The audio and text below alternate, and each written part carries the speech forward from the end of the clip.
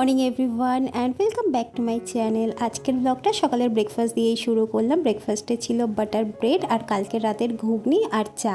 খাওয়া দাওয়া করে তারপর চলে এসেছি বেডরুমে ঘরের কাজগুলো সেরে নেওয়ার জন্য। আজকে হচ্ছে মের 29 তারিখ, বাজছে এখন সকাল 9টা। ঘুম থেকে উঠেছি ওই 8:30 নাগাদ। আজকাল না ঘুম থেকে উঠতে আমার একটু দেরি হয়ে যাচ্ছে। আসলে রাতে ঠিকঠাক মতো ঘুম হচ্ছে না, দাঁতে ব্যথায় না খুব ভুগছি কদিন ধরে। ওষুধ খাচ্ছি, কমছে, আবার ব্যথাটা বাড়ছে, জানি না এরকম কেন হচ্ছে। ডক্টর বলেছে দাঁত তুলে দিতে হবে, কিন্তু এত ভয় লাগে ওই জন্য ভয়ে আর যাচ্ছি না দাঁত তুলতে। আর এদিকে ব্যথাটাও পুরোপুরি কমেনি যে দাঁত তুলতে যাব। বিয়ের আগে যদি কোনো রকম শরীর খারাপ হতো তখন বিছানা থেকেই উঠতাম না, মা সব করে দিত, খাবারটাও এনে বিছানায় দিয়ে দিত। আর এখন বিয়ের পর শুয়ে থাকা তো দূরের কথা, ঘরের সমস্ত কাজকর্ম নিজের হাতেই সারতে হয়।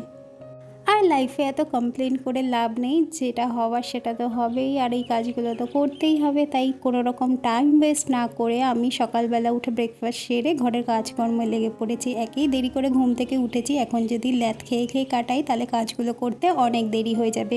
ওই জন্য একটু না বসে তাড়াতাড়ি করে কাজকর্মগুলো সেরে নিচ্ছি। আর হঠাৎ আবার দাঁতে ব্যথা উঠেছিল, তাই জন্য বসে একটু ওষুধ খেয়ে 10 মিনিট রেস্ট নিয়ে নিলাম। দাঁতে ব্যথাটা একটু কমলো, তারপরে গেলাম রান্নাঘরে রান্না চাপানোর জন্য। কড়াটা চাপিয়ে একটু বেডরুমে গেছি, আর এসে দেখি কড়া পুরো পুড়ে গেছে আর ধাউ ধাউ করে ধোয়া উঠছে আর কি। মানে কড়াটা বেশি গরম হয়ে গেছে, দেখো কীরকম পুড়ে গেছে। এটা মাজতে এখন আমার যা কষ্ট হবে। তো রান্নাটা চাপিয়ে দিলাম, ডিম আলুগুলো ভেজে নিচ্ছি। আজকে বানাবো ডিমের ঝোল আর ডাল আলু সেদ্ধ, আর কিছু করব না, কারণ রান্না করার একটু ইচ্ছে নেই। আর এত গরম লাগছে, ঘেমে যাচ্ছি, একটু বারবার ফ্রিজ থেকে বার করে জল খাচ্ছি। এটা জানি শরীরের জন্য খারাপ, কিন্তু তবুও ঠান্ডা জল না খেয়ে আর পারছি না। আর আমার বর যদি এই ভিডিওটা দেখে যে আমি দাঁতে ব্যথার মধ্যে আবার ঠান্ডা জল খাচ্ছি, তাহলে তো বকে বকে আমার মাথা খারাপ করে দেবে। যাই হোক, রান্নাটা বসিয়ে দিয়ে আমি এদিকে ডাস্টিং করতে চলে এসেছি। সকালে তো ড্রয়িং রুমটা করেছিলাম, তারপর রান্না চাপিয়ে দিয়ে এবার বেডরুমটা করে নিলাম, আর ডাইনিং টেবিলটা একটু ভালো করে ঝেড়ে পুছে পরিষ্কার করে নিলাম। ঘরদোর যদি একটু পরিষ্কার পরিচ্ছন্ন থাকে তাহলে দেখবে মন মেজাজও ভালো থাকে। আর শরীর খারাপের মধ্যে যদি ঘর অগোছালো অপরিষ্কার থাকে তাহলে যেন শরীর খারাপ আরও দ্বিগুণ বেড়ে যায়। তো এখানে দেখো ওয়ার্ড্রপটাও একটু ভালো করে মুছে নিচ্ছি। কদিন আগে বৃষ্টি হয়েছিল, তো একটু সাদা সাদা হয়ে গেছিলো, যেহেতু এগুলো কাঠের। মাঝে মাঝে এই বৃষ্টিতে দেয়ালে যেহেতু ড্যাম পড়ে, সেই ড্যামটা হয়তো ওয়ার্ড্রপে আসে, ওই জন্য একটু সাদা সাদা হয়ে যায়। ভালো করে করেন দিয়ে মুছে নিলাম। আর হঠাৎ দেখছি বাইরেটা একটু মেঘলা করে এসছে, ঝিরিঝিরি বৃষ্টিও পড়ছে। হয়তো ওয়েদারটা এবার একটু ঠান্ডা হবে, যা গরম পড়েছিল এই বৃষ্টিটার একটু দরকার ছিল। এদিকে দেখো ঘর পরিষ্কার করতে করতে আমার রান্নাও কমপ্লিট হয়ে গেছে। এবার রান্নাঘরটা ভালো করে ক্লিন করে নেব, তার আগে বাসনগুলোকে মেজে নেব। আর দেখছো কড়াটা কিভাবে পুড়ে গেছে, এটা এখন কি করে পরিষ্কার করব। একেই শরীরে কোনো এনার্জি নেই দাঁতে ব্যথার জন্য। কড়াটার মধ্যে একটু পিতাম্বরী পাউডার লাগিয়ে রেখে দিলাম, তারপরে একটু ঘষে নেব, হয়তো পরিষ্কার হয়ে যাবে, অতটাও মানে প্রেশার দিতে হবে না।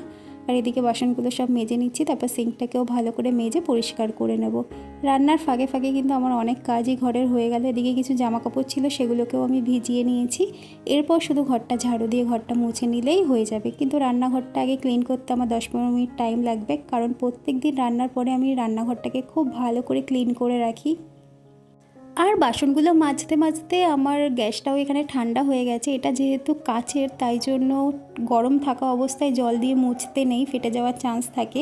এটা কেনার সময় বলে দিয়েছিল, তাই জন্য একটু ঠান্ডা হয়ে গেছে। তারপর আমি যে লিকুইডটা দিয়ে আর কি সব কিছু ক্লিন করি, সেটা দিয়ে ভালো করে মুছে ক্লিন করে নিলাম। পুরো রান্নাঘর টিপটাপ করে গুছিয়ে নিয়েছি। তারপর চলে এসেছি বেডরুমে ঝাড়ু দেওয়ার জন্য। বেডরুম, ড্রয়িং রুম সব ঘর ঝাড়ু দিয়ে ভালো করে মুছে নেব। তারপর স্নানে চলে যাবো। স্নান করার আগে কিছু জামা কাপড় আছে, সেগুলো কেচে নেব, তাহলেই এখনকার মতো কাজকর্ম কমপ্লিট।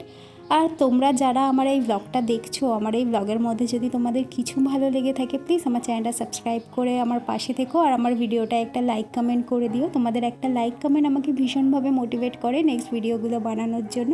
আর আমি আমার এই চ্যানেলে ছোটো ছোটো মিনি ব্লগও শেয়ার করি, তোমরা চাইলে সেটাও দেখতে পারো। আই হোপ তোমাদের দেখতে ভালো লাগবে।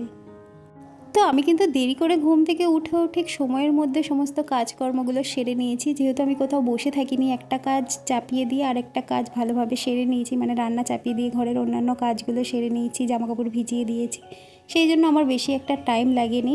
আর নিজের হাতে যখন কাজগুলো করি না, আমি জানি যে কোনটার পর কোনটা আমাকে করতে হবে, তাই জন্য আমার আরোই অসুবিধা হয় না। তো এইভাবে আমি প্রত্যেক দিন একা হাতে সংসারের সমস্ত কাজকর্মগুলো গুছিয়ে সামলে থাকি। চলো নেক্সট ব্লগে দেখা হচ্ছে।